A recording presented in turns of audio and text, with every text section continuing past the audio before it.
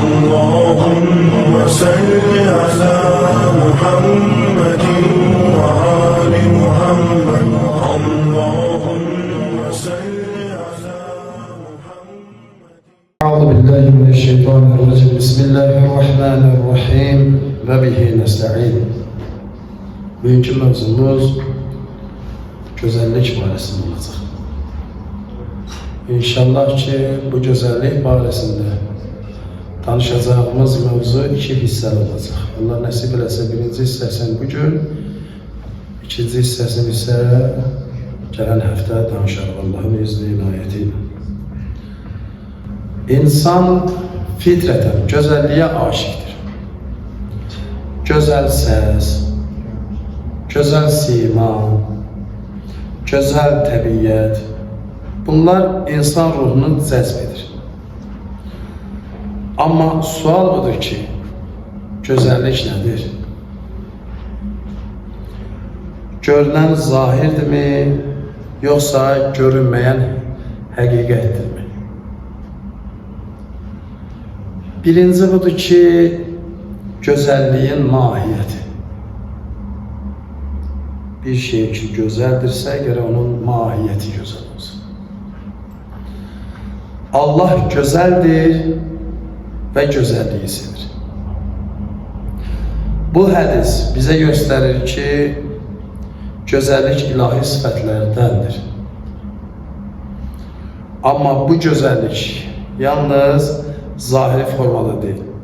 Kamil nizam, hikmət, əxlaq və nurdur. Zahiri gözəllik keçicidir. Zahirdə nə gözəllik görürsən, bunlar hamısı keçicidir.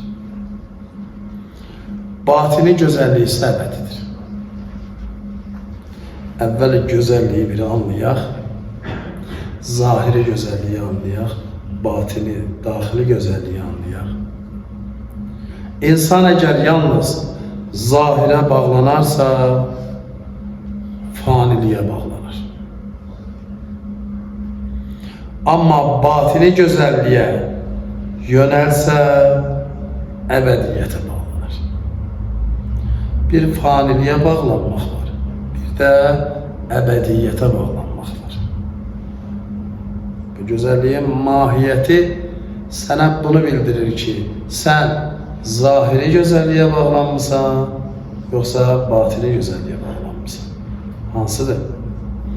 Əgər zahiri gözəlliyə bağlanmısansa, bu keçicidir, müvəqqətidir. Amma batini gözəlliyə bağlanmısansa, bu əbədidir. Bunu gərək mütləqdir biləsən.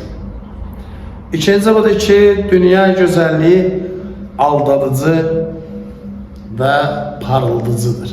Dünya gözəlliyi aldadıcı, parıldıcı və göz qamaşdırıcıdır. Yəni gözü bəzəyir. Qur'an-ı Kərimdə Mütəala Allah buyurur ki, Bismillah, biz yer üzündə olanları onun üçün zinət etdik. Hansının daha gözəl əməl sahibi olduğunu sınayaq. Qəf surəsinin 7-ci ayəsindədir. Dünya gözəlliyi bir imtihandır. Çünki Allah zinət verir. Hələ görək ki, gözəl əməl sahibləri sınansın və kimlərdir seçilsin. Dünya gözəlliyi bir imtihandır. Bunlardan ən birincisi maldır. Mal dövlət həm keçicidir, həm imtihandır. Övlad da həmsinin. Gözəl və dəbdəbəli məkanlar, evlər, bunlar da imtihandır. Şöhrət, şan, bunlar da bir imtihandır. Saxlaya bilirsən əlində ya yox. Əfsus olsun, çox insanlar öz şan şöhrətini əlində saxlaya bilmirlər. Üçün gözəlliklə aleykəssalam Çünki gözəlliklə gözlər qamaşır. Zahiri gözəllik o qədər gözləri qamaşdırıb ki, əqlən də çaşırsan, əmələn də yolu azırsan. Amma bunu hiss eləmirsən. Məsələn, məşhur bir hədis var Həzreti Peyğəmbər sallallahu buyurur ki, bir qadın evində bəzək düzey vurar yad kişilərə görə, o evdən çıxıb evinə qaydana kimi yerin və göyün mələkləri ona lənət oxuyur. Həmçinin bunu əks cinsə, yəni kişilərə də aid edə bilərsən. Gərək qadın üçün bəzənməsin. Qadınlar məni, qızlar məni bəyənsin. O indiki zamanlarda xasiyyətdir. Sasının bir səmtini dəyişirlər, zənn edirlər ki, belə gözəldir. Özlərin naməhrəmə göstərsinlər deyə. Özünə zahiri gözəllik verirsən, anla ki, bu keçicidir. Sən əbədiyyətdə möhkəm yapış.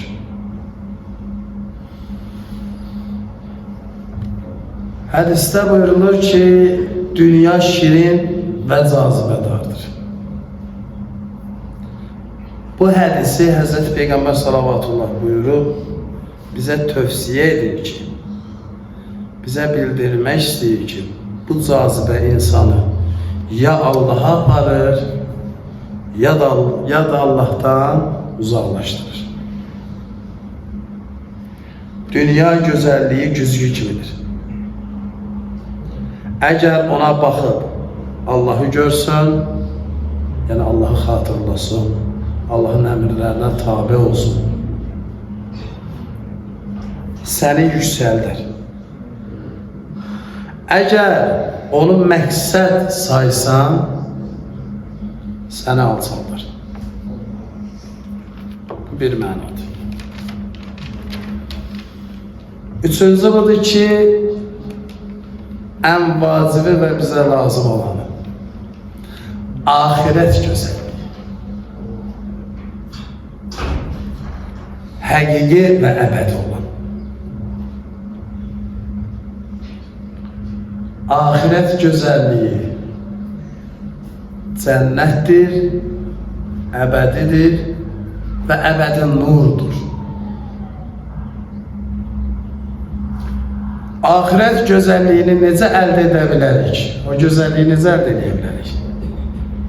Özümüzə sual versin. Birinci budur ki, Allahın razılığıdır. İkinci, cənnətin neymətləri. Üçüncü, ruhun paşlığı. Dördüncü isə ilahi görüşdür. Bunların hərəsi bir mövzudur ya. Bunlar barədə inşallah gələcək məclislərimizdə söhbət açacağıq. Bu 4 mövzuda inşallah Allah nəsib eləsə mövzu açarıq. Hədislərə diqqət etsək, görərik ki, cənnətdə elə neymətlər var ki, nə göz görüb, nə qulaq eşidib, nə də qəlbə gəlib. Ahirət gözəlliyi nurun kamilləşməsidir. Yəni insan bu dünyada qazandığı iman, əxlaq və elm, mərifət, bunların hamısını cəm edib bir gözəllik şəklində ahirətdə görmək olur. Dördüncüsü, həqiqi gözəllik. Yəni insanın daxilində olan həqiqi gözəlliyi gərək anlayasan. Məsumlardan bizə gələn hədislər və kəlamlar budur ki, insanın gözəlliyi onun ağlı və ədəbindədir. Birinci ağlı, ikinci ədəbi. Başqa bir hikmətli sözlə buyurulur ki, gözəllik üzün gözəlliyidir, qəlbin gözəlliyidir. Biz bilirik ki, gözəllik insanın daxilindən zahirinə vurmalıdır, yəni üzünə. Yəni üzdən baxıb deyirsən ki, buna nur uşaqdır, buna mərifətli uşaqdır, buna ədəbli uşaqdır, buna elmli uşaqdır. O üz cizgiləri insana iki halına gətirə bilir. Amma insan təkəbbürlə təvazunu ayıra bilsə, bir də kin, nifrətlə sevgi, məhəbbəti ayıra bilsə, mütləqdir ki, həqiqi gözəlliyə yetişir.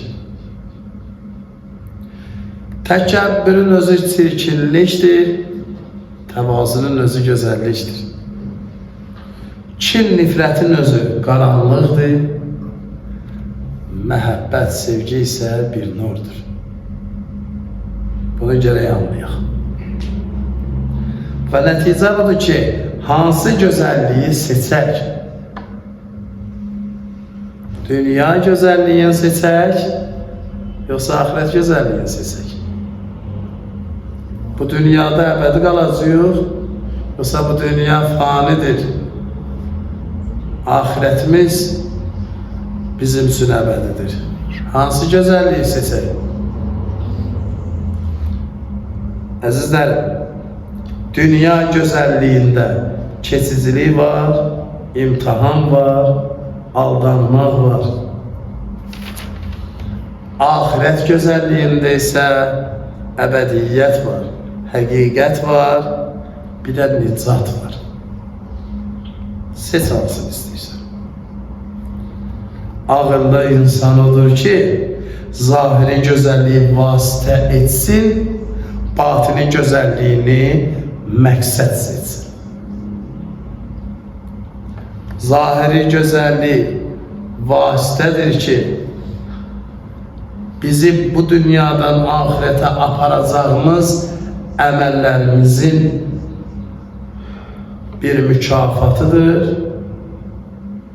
Batini gözəlliyimiz budur ki, məqsədimiz qürbətən ilallah olsun və məqsədimizlə niyyətimiz, əməllərimiz eyni ola bilsin. Yalnız hədəf bundan ibarət olsun. Gözəlliyin ən kamil təcəssümü ilahi höccətlərdə zahir olur. Bugünün qeyb dövründə isə bu gözəllik öz zirvəsini İmam Məhdi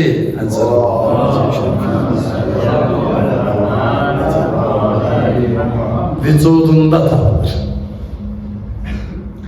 Onun gözəlliyi təkcə sima gözəlliyidir.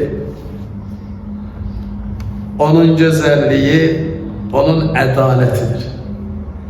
Ən böyük gözəllik onun ədalətidir. Ən böyük gözəllik onun rəhmətidir. Ən gözəli və ən böyük gözəl onun nuraniyyətidir.